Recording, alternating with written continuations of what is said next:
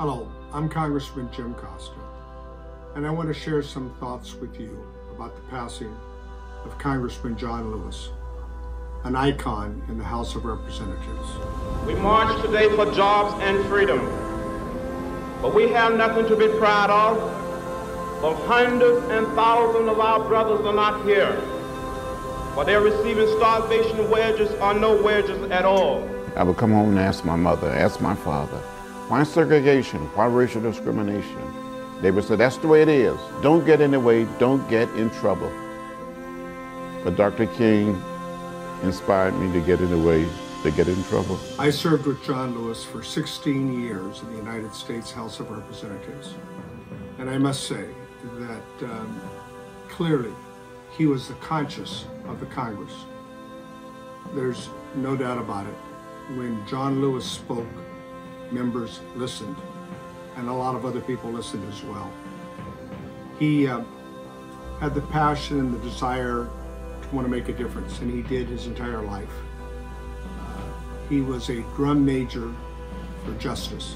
His entire career was spent on trying to heal the racial divide that exists in our country today. From the civil rights movement in the 1960s, when he led a group of students to march with Dr. Martin Luther King. I know because twice over the last 6 years, I, along with other members, made a pilgrimage that John would lead every year in early March to revisit and retrace the steps of the civil rights movement of the 1960s in Jackson, Mississippi, in the Mississippi Delta, where Emmett Till was taken from his grandparents' home and hung for whistling in a grocery store, to Montgomery, Alabama, and the bus sit-ins, to a well-remembered bridge in Selma, Alabama,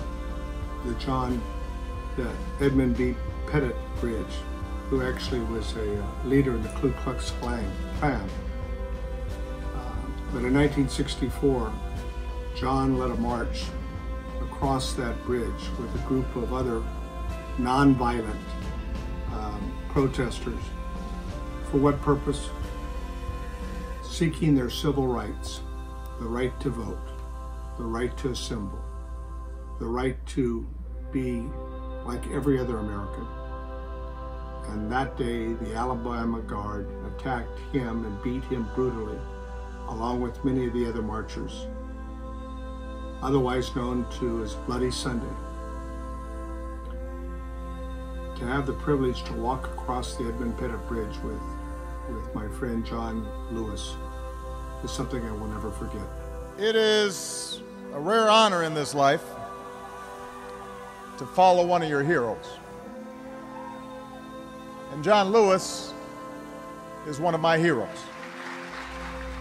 We know, for those of us who had a chance to work with him, to serve with him, to see him as a role model, as a mentor, I am fortunate to be able to say he was my friend.